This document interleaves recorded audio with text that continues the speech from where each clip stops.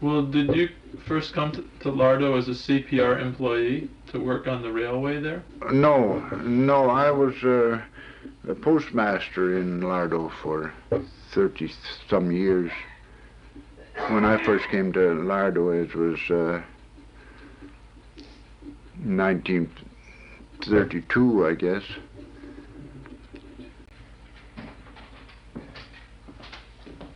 Edna was assistant and I was postmaster, and I took the post office over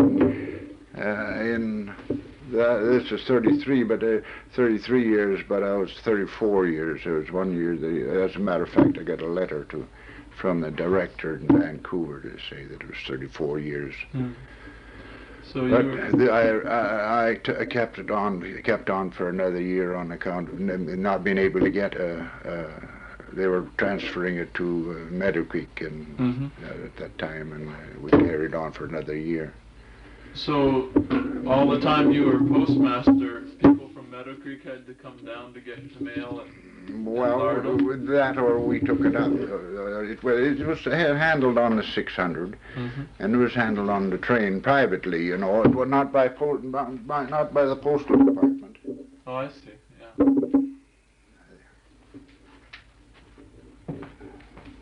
So there's that, and Stritchen, I plowed for the Department of Highways. This automobile with the flange tires, the 600. Could you tell me a little bit about it? About the history of was it a car?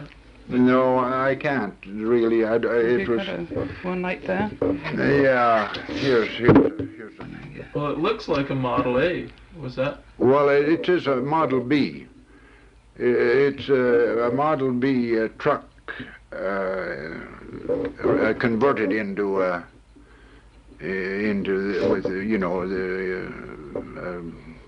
track car, and it had this pilot put on, and these wheels are all different. The axle is solid, and the brakes were on the steering wheel on a quadrant. As you turn the quadrant, you could wrap on your brakes and take them off on the steering wheel.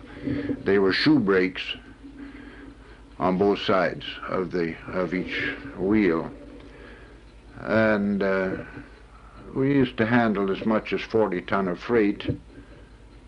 What kind of engine did it have in it? It had a B truck engine, 4-cylinder Model B Ford, which is almost the same as the A, only a little bigger.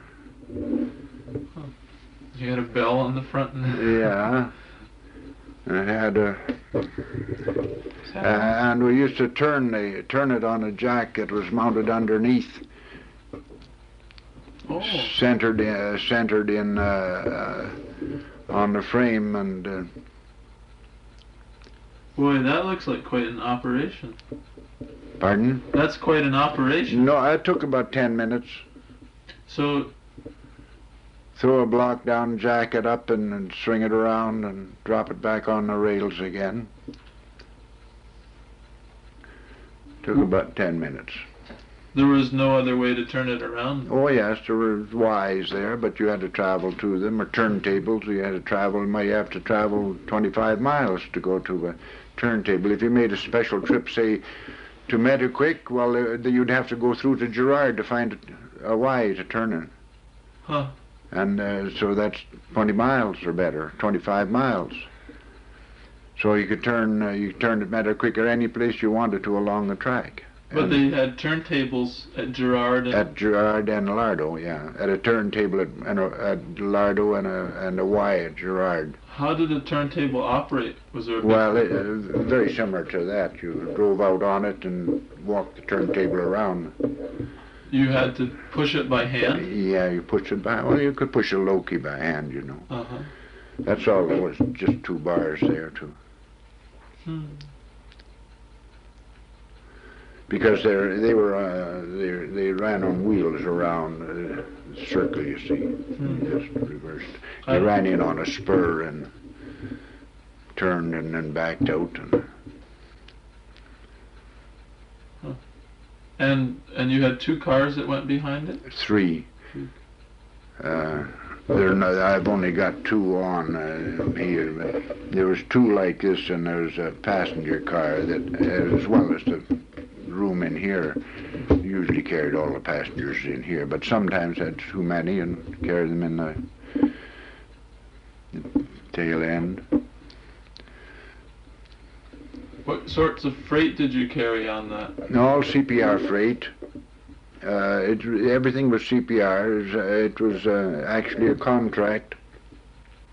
Contracted the hauling of the freight so much a month, and you haul all freight. If you had none, well, you're that much better off, you know. So we just then you took all the revenue received for tickets and express and everything on the branch. But you honored any tickets that CPR may issue, you know, and they refunded that portion. They paid that portion from Gerrard to Lardeau, from Lardeau to Gerrard, in other words. So if someone had bought a ticket in Vancouver to go from Vancouver to Gerrard, they'd come through and I'd honor from Lardeau up and turn the ticket in and get my portion of it. Yeah. Were they also running trains on the tracks? They were running trains once a week. This ran once a week, and a train ran once a week. So would they bring an engine up from Nelson? Yeah. They used the slip to unload and do their switching there, and run a train through Gerrard and back. And would it just be not very full, mostly empty, or? Oh no, sometimes they had a full barge, you know, loads. But toward the last, it was getting down all right. There was only 2 or 3 places that there were three places that were shipping, you know, really shipping. Marble Works and Henry Newcomen, who shipped posts, and Harry Newcomen, his name was, his father, Henry's father, Harry. I believe Henry's in Caslow yet. Yeah. And then a fellow by the name of Sookeroff, who had a mill at Gerrard, Duke Boer, George Sookeroff. Had a mill at Gerrard, and they used to ship regular, and there were a few others that shipped, you know, the odd car. So. What sort of lumber were they cutting at Gerrard then? Well, most the lumber they were cutting would be white pine, going to the Powell White Pine Lumber Company, I think it was called, Powell and Horton and Powell in Nelson. And of course they were shipping some fur, but not and some poles. So they'd haul them all the way down from Gerrard. Gerrard is also close to Revelstoke, isn't it? Well, it's quite a little way from Revelstoke, and Gerrard is at the foot of Trout Lake, and then Trout Lake is about I don't know, 20 miles long or something, and then you're to Trout Lake City. You go to Trout Lake City, and from there to Galena Bay, or I don't know which way the road goes now. Is it the Galena Bay Road? And then go by water for a ways, and then by road again to Revelstoke. I don't know how far it would be, but Revelstoke's on the North Main Line, and so everything went in for Gerrard. Pretty well, everything went in from it went Lardeau to Nelson. In Nelson. Yeah. What about Trout Lake City? Well, I believe that all came in from the other way, from Arrowhead, you know, through that way. I think Gerrard was the end of, you know, the southern traffic, like, and then the other was, there was nothing on the lake much. Right. There, you know, one mine and Winslow is all I remember. And they, I think their stuff came in from Trout Lake. Now, the Moye would come in, I guess, and deliver the mail to Lardeau. And the freight. Yeah. Now, what would you do then? Could you describe your routine with delivering the mail and the freight? Where you'd stop and what places you went? That was CPR schedule. That I ran on. Like Saturdays I made the run. And, pardon me, Tuesdays I made the run. What time would the Moye arrive? Well, when they first, before I started running it, it was could be 11 o'clock at night, 12 o'clock at night, and they left on Wednesday morning, I believe. I'm not sure of that. I'm not sure of that. Just a minute. We left in the morning at 6 o'clock, and as a rule made no stops because the trip was from Gerrard, from the Gerrard end. So there was no stops going up. But if there was a passenger, always stopped. But that was just a flag stop.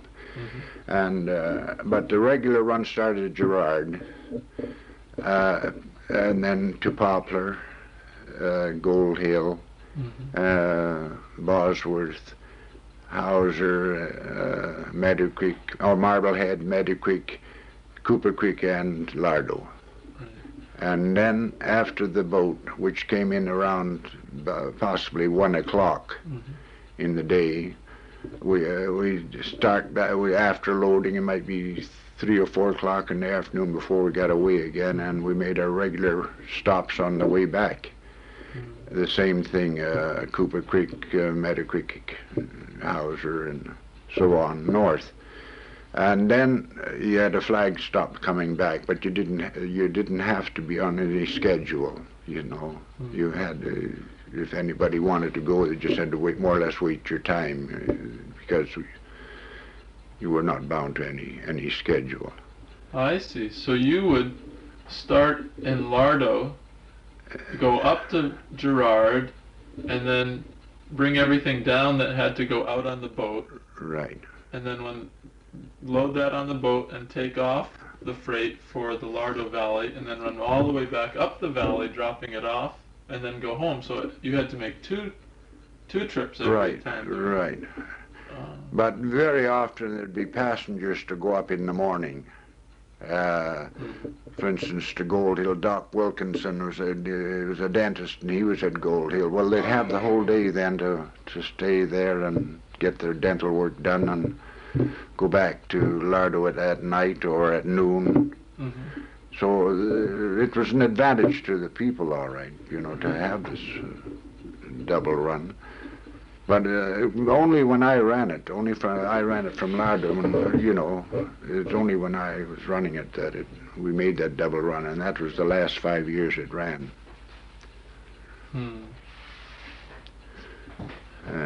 And then, of course, we ran specials, and that was the reason for turning it like that. We ran specials, and all the specials were from Lardeau, because you'd very rarely get one from Gerrard. But you get a lot of specials, maybe to Meadow Creek, and then there was a rate for each place, you see. And you could go up there and turn and just use the 600, not the cars, unless there were,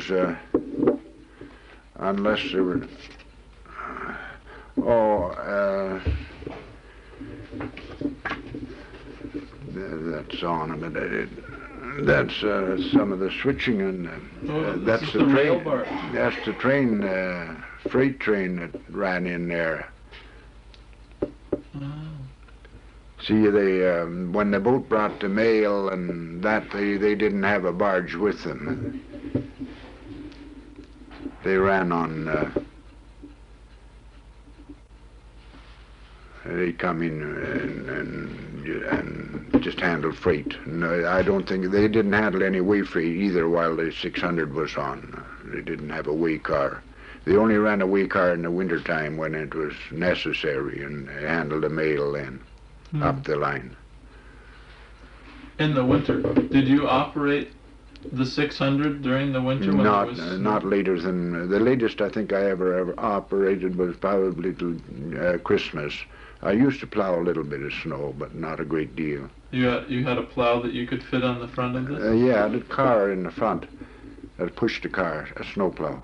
Oh, I see. Not a big engine with it. Oh no. Just a car very similar to this, only a flat deck, and with a snowplow on front of it. Had you made that too? Yeah, yes, oh yes, they didn't make any of that part of it. Snow removal. I had slides on here that I could drop down and wipe the rails. Just use belting to wipe the rails, to wipe off a small amount of snow, an inch or so. But when you get a foot of snow or so, you use the plow. Huh. And you kept it open till December? Yeah. Yeah. And then what about in the spring? Would they bring a plow out to lift? Well, we never had any snow after they plowed out all winter, and we never, when they quit plowing, well, you'd have no more snow. You'd have rain. We never had snow in the spring. But it never started that early, you know. When you quit in December, would the CPR trains still come up during the winter? Yeah, they ran all winter. Yes, they run all winter and kept the track open. I'm not sure whether it's once a week or once every 2 weeks. I'm not sure, but they hauled in the necessary supplies, depending on how many cars. If they had a train load, they'd go in and get it anytime. Huh. But the regular run, I believe, was every 2 weeks. I'm not sure of that. Would they bring in one of those big snow plows with the V? Yeah, I don't have a picture of them. Yeah, they plowed out the slides and everything. Yeah. What did the 600 run on? Was that gasoline? Gasoline, yeah. And what about the locomotive? Was that a coal burner? Yeah, there were coal burners. It wasn't oil then? No. They used a small engine that I believe they were yard engines up there. I don't even know the number of them now. So you'd sometimes ship a number of flat cars of poles or lumber out from Lardeau. They'd come bring them down and put them on the. These were handled by the CPR trains. Where, yeah, isn't that one? Yeah, it's just coming in empty, but they went out loaded and poles and all that went out on the lake by barge and on the rail, come down the railway and went out on the barge. Right through to Proctor. They unloaded at Proctor again, and the trains used to pick up the freight there. This was all standard gauge, wasn't it? Yeah. Did they have CPR employees in the area as well? Was there anyone that worked for the CPR? Well, all of these were CPR. Oh, not up there, no, other than the station agent. Was there a station agent in Lardeau? There was a station agent in Lardeau right up until we left about. When did they take the station agent out? Was the same time they took the rails out? Oh no, they had an agent there until about 1968. Oh. Maybe you know Art Mason. I just know the name. Well, in the Lardeau, he's in the Lardeau. He was at Cooper Creek. Well, he was agent there. He was CPR agent there for a while. I believe maybe the last one, I'm not sure. There was a CPR agent named Levine or Levesque. Levesque, yeah. Levesque. Yeah. Was he there for a long time? Oh, quite a little while, 4 or 5 years. Yes, he was in Caslow too, and then in the Nelson Freight Office in Nelson. He was agent there.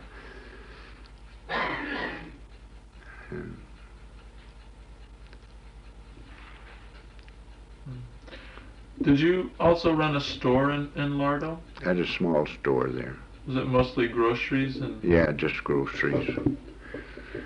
In connection with the post office, you know, I had. How many people lived in Lardeau when you first came in '32? Oh, I don't think it'd be over 30. What did most of them do? Were they? There wasn't too much to do at that time. You know, most of them were either CPR or forestry employees, or like myself, or any others who worked out logging or firefighting or whatever was necessary. Were there any there who'd been there for a long time? Tom Cottingham was one who, as far as I know, had been there. When I came in about 30 to stay, I guess it was 1932, and Tom Cottingham was there then, but he died. He was about 84, and I don't know, remember the year it would be. Did he have a hotel? Was that? Have a which? A hotel? Tom? There was a hotel there, but I didn't have that. That burned down. My dad had it. Had a hotel there called Brittania. Was your dad there before you? Yeah. When did he come into the area? 28, I guess. Was there enough trade for a hotel? Oh, well, there was at that time, yeah. What kept it going? Well, there were a lot of people going through, you know. There were people going up mining, and then the firefighters stayed there. They didn't have a forestry office, and they didn't have. Department of Highways didn't have an office there then. I don't know whether they have now. They have a building there, their own equipment. Mm-hmm. But pretty well everybody had to stay at the hotel, you know.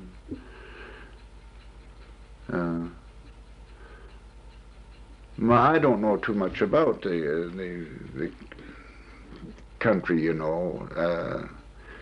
It was about 1926 when things started to slacken up. In 1926, Marblehead was going good, and Newcomen was logging, shipping posts, and there were different mines going, and one thing and another. But then things, depression started to hit there earlier probably than some other places, probably in the late 20s. Had you gone up there as a young man and worked in the woods, or? No, I never worked in the woods. No, I operated in. And then I went to. I had a garage, and I started. I worked as a mechanic for 25 years. In Nelson? Well, no, and I worked for a while in Nelson, and I worked a while in New Denver, and then I had a place of my own for a while. So this was part-time work. This was all this, like that switching out as part-time work, and all of it was. You were switching with the. I was switching with the D7. I had most of the time. I believe that picture there is of a D7 that was used. Looks like it, yeah. Yeah. And I used a gas 30 for a little while. What's that? It's a cat made by Caterpillar, but one of the first ones, the Holt Caterpillar. It was called the 30th. They were built in about 1928, I believe. And then I had a diesel 35. And then the loads were getting heavier. I used a D7. What were you doing in this picture? Well, I was pulling the loads up that hill, you see. Mind you, maybe depending on the loads, this is quite a heavy grade. And I'd pull loads from the slip clean up and switch them up near the road there, run them down in on the different spurs where they were needed. And then they had an unloading ramp up there for, all the stuff that was hauled into the dam. There were probably 200, 300 cars of bentonite that came from Wyoming that went in bentonite. Was that used in the... It was used, they put a narrow channel right across in the middle of the dam. They had a narrow channel that went down about 1.5 feet or wide, probably it was, and that was filled with bentonite as a seal. Do you know what bentonite is? No. It's a clay, but it's waterproof.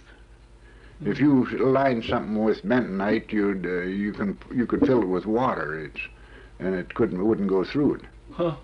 And that was put in the dam, and so therefore it wasn't porous. Water couldn't get through and start a leak. You see, and it went right down as far as the dam fill. The fill of the dam went. Well, by the time that the dam was being built, there was no more railroad. It was all trucks, wasn't it? That's right. Yeah. But did they barged material into Lardeau? And for years after the slip was left in there, and the spurs, all the track was left in Lardeau, just taken out down as far as Lardeau yard, you see, but the whole yard was left there. So poles were loaded there, cars were spotted there for unloading and hauled away from there by truck. And that's what I was doing here, is spotting cars. This looks like it may be a shovel. Any equipment all equipment came in by barge and was spotted and unloaded and hauled to, or run up the road, whichever was necessary. Yeah. Things really changed when the dam construction started. Yeah, well, the switching was very heavy when they were building the dam. It was very heavy. We had you had a boat every sometimes twice in a week, bringing in loads and taking out full loads too. So that the Grant Hall would come up with a barge? After the Moyer, they ran the Grant Hall for a little while, but then they went to the Melinda Jane, and they contracted the thing and contracted that run from Proctor up, and Melinda Jane was handling all the freight during the building of the dam. And who owned that? I don't know. Some firm in I believe over in the Slocan. They had 2 or 3 boats.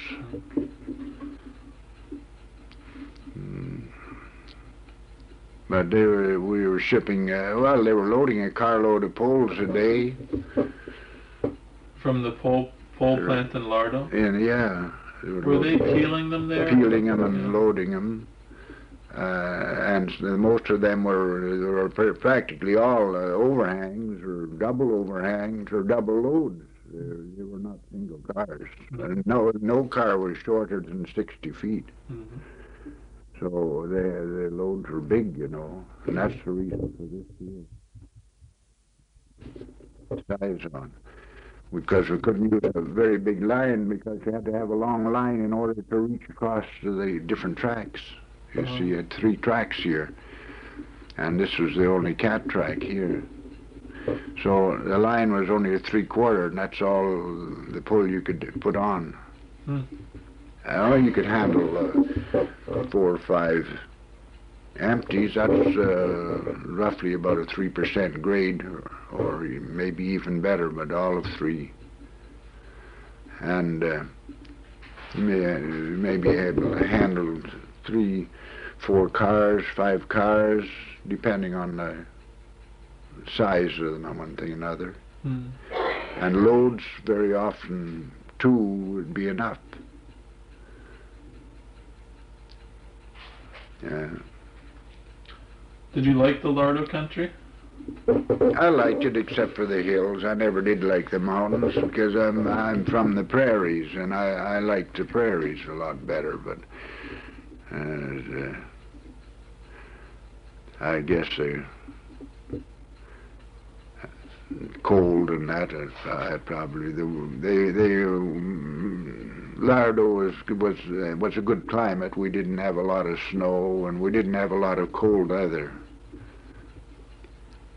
It's a better climate than here, as far as I'm concerned, because it's fresher air, and you don't have the sea air that you do here. Better visibility. Did you do much camping and hiking? No, never had any time. Working all the time. It must have been quite a chore to run a store in the Depression when no one had money to... Oh, they were good there, though. And people were all good there.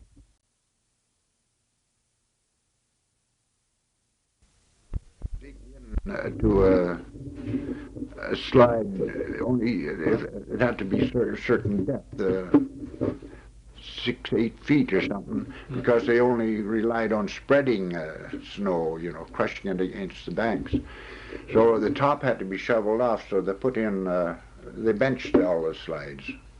By hand? By hand, yeah. So they'd bring in an extra gang to do this work, and then they'd run in and bump it, and they'd probably drive in there, 10 feet or so, and then they'd dig out the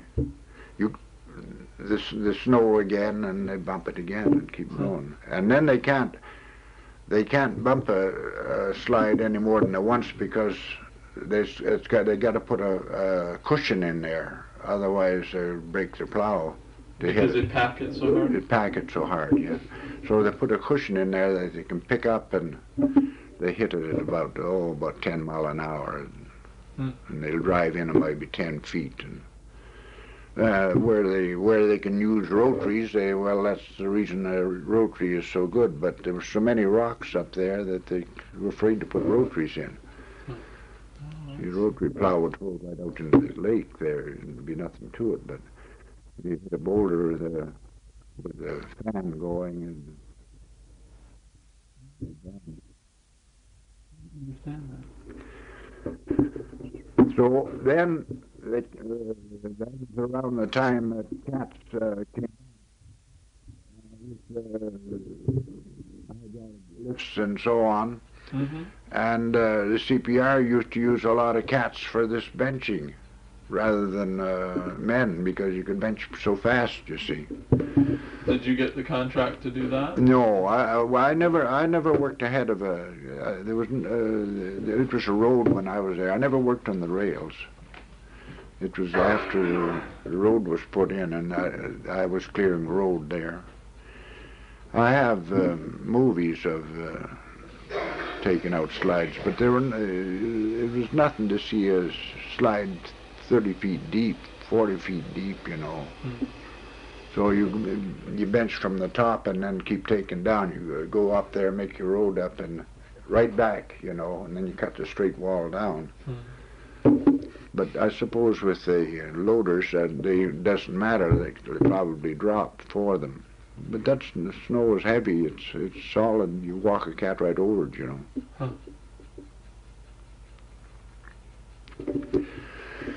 But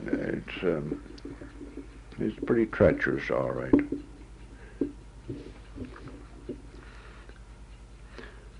Nobody knows really what it's like until you work in them.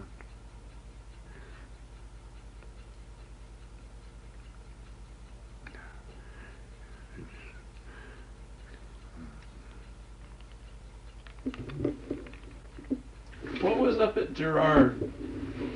There used to be a huge mill up there, but that all It was shut down before I came to the Lardeau.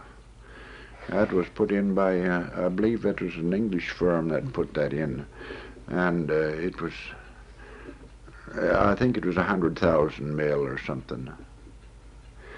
One shift I believe was 100,000. I'm not sure of that, but then there was a smaller mill put in by George Sooke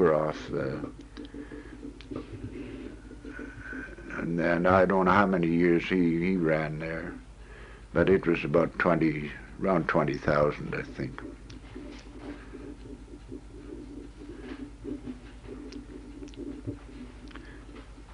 And where did they get their logs from? They got all their logs from Trout Lake. Towed them down the lake. They got them on the left-hand side of Trout Lake, most all of them. I believe that. I don't think there's any. Maybe Pete's operating over on the east side, east side, the right-hand side of the lake. I think he was operating in there, Pete Tarr, for a while. But that's last few years that they've started working over there.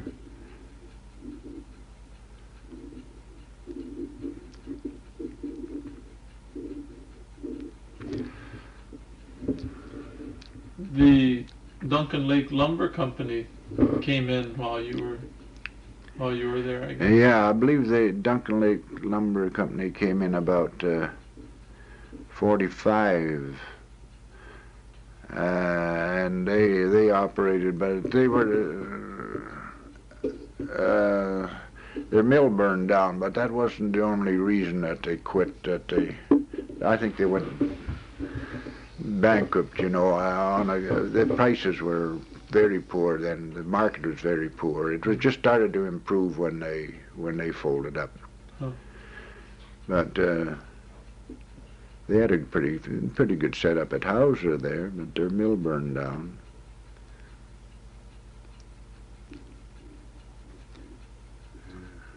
There were ups and downs in the country, I guess, during. Oh, well, it was all Depression days, and you'd go and buy. I could get specified lengths and widths and clear pine for $16 a thousand. 22 was the highest I paid for it. Was that local sawn? And that was local sawn. That was, but in the match block, from the match block factory there, Horton and Powell, I could buy specified lengths and widths, and that I mean 16-inch stuff, and full 3/4 inch thick, dressed and clear, for $22 a thousand. Wow. It's not like that now. No, we can't get any of that kind of stuff. I could show you lumber that I bought here. I can't buy number one. I can't buy any number one. There isn't any. We don't. I don't know. They're selling hemlock and balsam and that sort of thing. An awful lot. There was no hemlock then, and no balsam. It's all fir, larch, or spruce, white pine, but none of the high stuff, the balsam or hemlock. But the hemlock, I started cutting that, I don't know. Duncan Lake cut some, I think, a little bit. But poles was a big thing then. Was there any farming in the area? Did that bring in Johnson's Landing and Argenta, they farmed, but more down Shetty Bench and along in there, good cherry country, But you didn't get the freight from Argenta because that went in on direct on the boat. That went in direct on the boat. But you did take the freight for Howser, didn't you? Yeah, but there was no farming there. Nothing more up there in the way of farming than Evans, and he had bulb farm there, and that's about the only one. And Logus has shipped a certain amount, mostly cream though. Logus is? Joe Logus had a place at Poplar, just south of Poplar, about a mile, and they had a quite nice place there. Quite a nice farm. Bosworth, Teddy Evans was at Bosworth. And Bosworth wasn't really a place, was it? I mean, it was just sort of a name. Yeah, it was. They had a station there. A shed, but they had a freight shed there. Why did they have it there in the middle of the I don't know. There may have been mining up there in the early years or something. So it was just Teddy Evans bulbs at Bosworth. That was the only. Yeah, that was the only place when I was there. Did you ever see it all in bloom? Who? Did you ever see all his bulbs in bloom? Oh yeah, quite pretty. Yeah, acres of them. He had acres of. What did he grow? What kind of? I know nothing about flowers really. I know he used to ship to Italy and all over the world because I used to haul express for them. They're all expressed until during the war, I think, up until then things went haywire. But gladiolus, I suppose, quite a few. He had all the names for them. I couldn't even understand them. He was a gardener, you know. His father was a gardener in England. And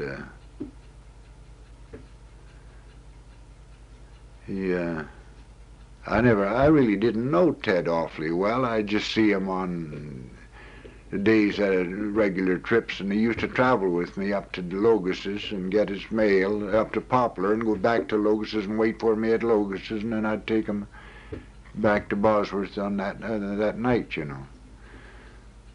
But he had quite a few cattle. He used to run cattle there.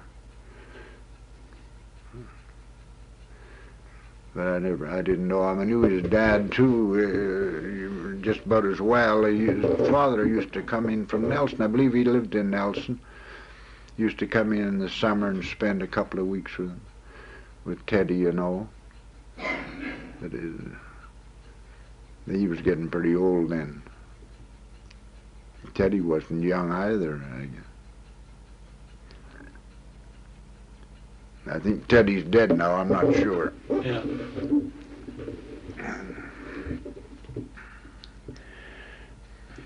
You had the station at Howser wasn't where the community was. How did they get across? Oh, they had a road.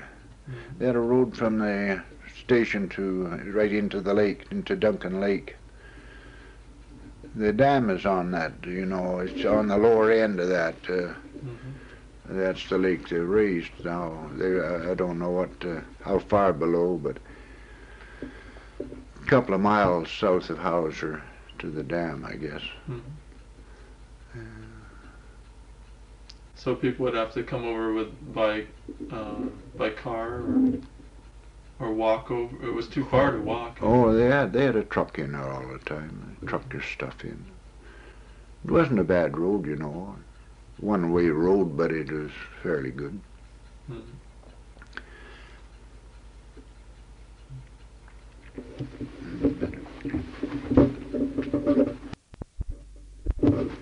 wanted to ask you how many passengers you could carry on the 600. Well, you mean in the cab? Oh. About 8 is about all I could carry in the cab, but I have carried as many as 40 firefighters because we had our we had the cars behind, you see. And but 8 in the cab is about all.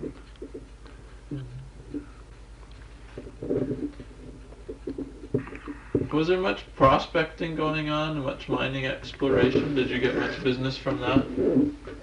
Not a great deal. Not when I was in there. In the 50s there was more interest, wasn't there?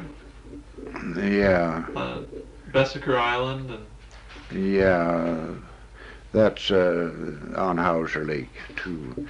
The CM&S, I believe, worked up in there for, I believe, in the 50s or 50s or 60s, early 60s, if the 60s.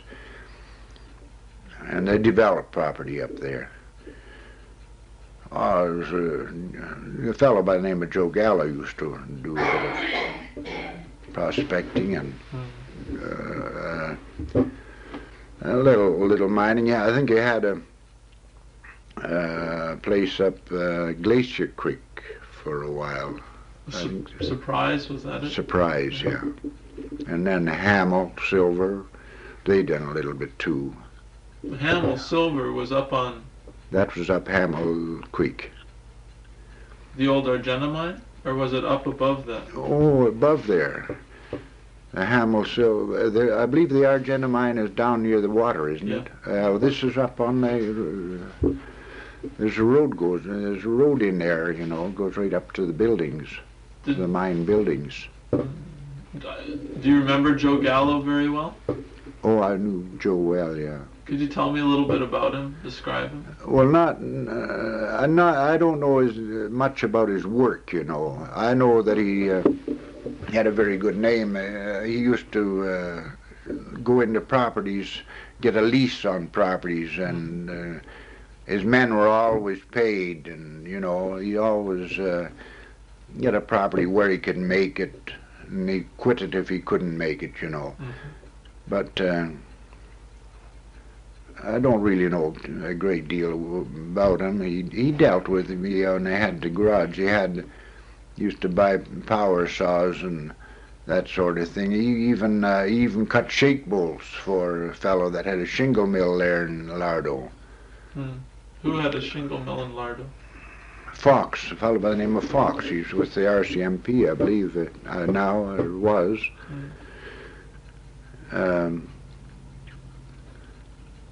Pat Fox, yeah. Pat Fox and somebody in Caslow. Hendren's brother-in-law or brother-in-law maybe. Is it Pat Fox's wife was a Miss Grayling, that's right. No, I don't know what Jack Hendren was in with Fox somehow for a little while. There used to be a sawmill in Lardeau at one time, wasn't there? Yeah, in the bay, yeah, there used to be, but it never operated while I was there. Was it where the gym pole is now for KFP? And right down in the bend of the lake. Right, it's sawdust and I believe and everything is all taken out of there now, but it was just below the road there, where their unloading ramp is. That's where it was. Did Newcomen run that? Newcomen did have it, I believe, for a while, yeah. Was it still there when you came? It was there, yeah, but I didn't. It never operated. Did it burn down? Yeah.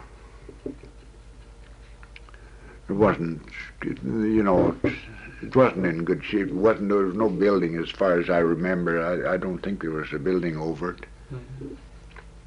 Did the CPR keep the station up in those days, and was there someone living in it? Oh, yeah. Oh, yeah, it was in good shape. Did they have a telegraph office and everything in there? Oh, yeah. Did they have a telegraph line up to Gerrard? They had a telegraph line, no, not to Gerrard. They did at one time, but they had a telegraph line to Caslow, and they used a phone from Lardeau to Gerrard. So there was a telephone line up the rail line? Yeah, and over to Argenta. Was that... Did everyone have them in their homes, or was it just at the railway station? No, everybody had a phone. It went on down to Johnson's Landing. Was it BC Tel? No, it was Forestry, I believe, had that one. But everybody had them in their homes, yeah. Just the same? Crank phones? Yeah. Yeah. They were crank phones, and I don't know what do you call a grounded circuit anyway. They were a grounded circuit phone. Mm-hmm. And but I guess probably the reason they had them in their homes is the forestry could call anybody, or they could call out and call the forestry and report a fire. The forestry didn't have planes out scouting and that sort of thing then. It was they didn't even have lookouts. Mm-hmm. The lookouts were built after the phone lines. Well, did they have a passenger room and a freight room in this station at Lardeau? They had a passenger and freight room in both, yeah. And upstairs was? Upstairs was a dwelling. Right. And it was a regular station, a nice waiting room. Did they keep the grounds up around it? Oh yes, it had a nice lawn there.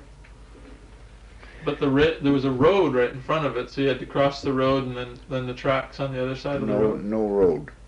Did the tracks come right in front of the... Yeah, the track ran the same as it does at any other station.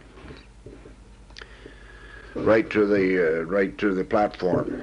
Huh. There was a platform out there, went out to the railway track. Where was the roundhouse, or the? The roundhouse. Well, there was a roundhouse there. It was, but I never did see it. I just saw the turntable. They had a roundhouse, so, and it was in the pole yard where the gin pole would be. That's where it was. Uh-huh. That's where the roundhouse was, and the turntable.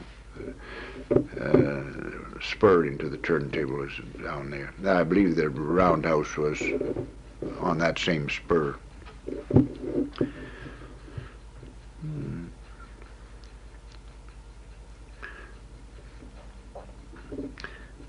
Can you remember any unusual passengers or any unusual visitors to Lardeau, dignitaries or strange people that you that stick in your mind? Oh, I really don't know.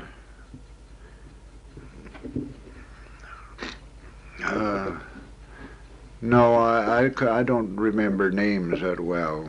Politicians? Did any of the... Sid Leary used to... I've taken him up by 600. When he ran for the provincial... What party was he? He was a Liberal, and from the cusp. He had the White Pine Lumber Company in the cusp, I believe. I believe that belonged to Sid Leary. And I can't think of his name either. Cap Fitzsimmons, he was conservative. I remember him coming through there. From Arrowhead, Arrow Lakes. He had, I believe, he had a boat on the Arrow Lakes. I'm not sure. Was the area CCF? Did they usually vote? Who? Did they vote CCF in the area then? I don't know of any until Harding's time. Maybe there was somebody before that. I don't know. I don't think so. In that area. What were most people liberals and conservatives? The liberals and conservatives. We were in the Caslow-Slocan provincial riding, and it was mostly liberal and conservative, as far as I know, until Harding ran. Maybe Harridge, I'm not sure whether Harridge, but I think he ran for the federal only. I'm not sure. I don't remember him running for the provincial. And it would then be the Nelson Creston, I believe, riding or something. Mm-hmm. Was there strong politics in the area? People real party supporters, or? Well, I suppose. I suppose when the Liberals and Conservatives were running, you're talking about taking sides, yeah, I believe so. Yeah, I remember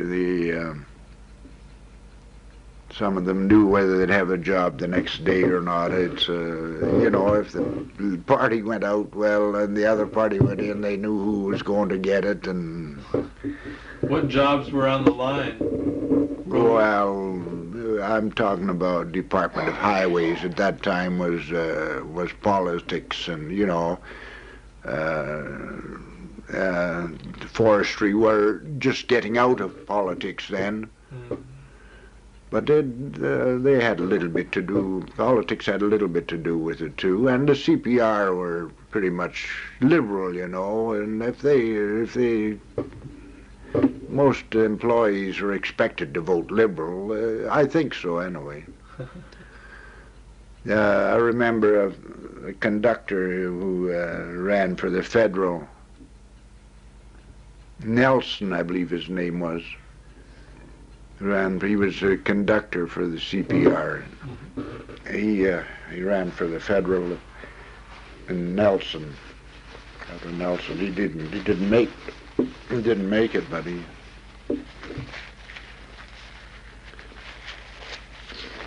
It's quite different now. You know, I mean, say the forestry are taken out of politics altogether, and so are the Department of Highways. Who are the two factions for the highways in that? Well, I don't know. I believe Skillicorn was a foreman there, and but I don't know who I believe they were liberals. I'm not sure. And I believe Jack McPherson was the only other one I knew, and I believe he was a liberal too, so I don't know who would be. Oh, you mean local foreman? Or? Yeah. Like who'd lose their job if the Conservatives won? Local foremen. There was Jim was Alexander was a liberal. And he was always foreman when the Liberals were in, and Tommy Coleman was foreman. That's when his father, when the Conservatives were in. They were very local, though. You know, I mean to say they had no roads, you see, but little short roads here or there. But the others, the McPherson, that they covered the Caslow foreman, and they covered the more roads.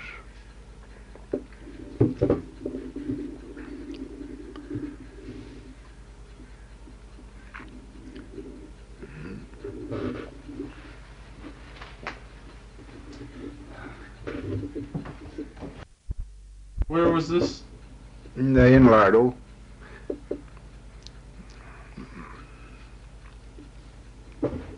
What, This here is the house that Tillins built over there. Richard Alexander had it. Mm-hmm.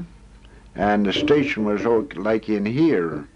So this is where the road comes around now. Well, the road comes down from a hill from Caslow, and the road comes in here from the north, right. And the station is like in here.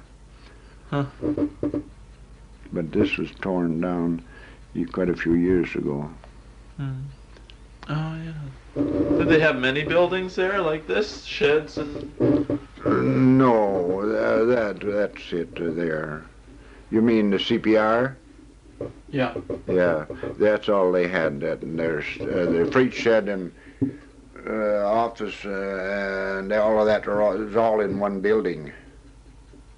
The waiting room and all of it was in one.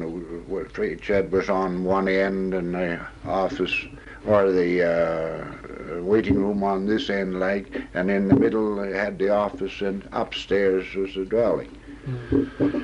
Mm.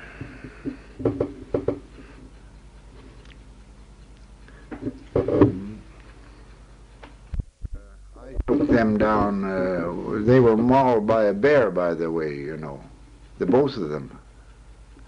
And I took them to the hospital one day, and I took them on that M600 down to Lardeau, and from there by boat to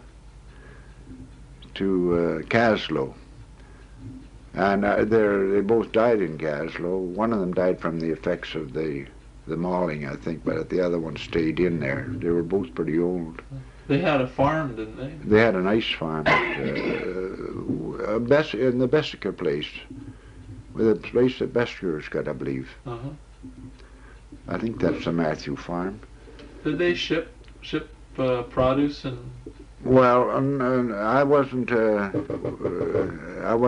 in business when they were there. Really, when they had the farm going, it was I wasn't even in the Lardeau, but they were more or less retired when I went in. Did you buy some of your fresh produce from local farmers? No, most all of our stuff came from National Fruit or McDonald's in Nelson. We did get eggs and that sort of thing, eggs and some fruit, but they had the Fruit Growers Association then too, so we didn't even stock that kind of stuff much. It was more the essentials of life, that tea, sugar, and that sort of thing, coffee and stuff. Right. Canned goods mostly.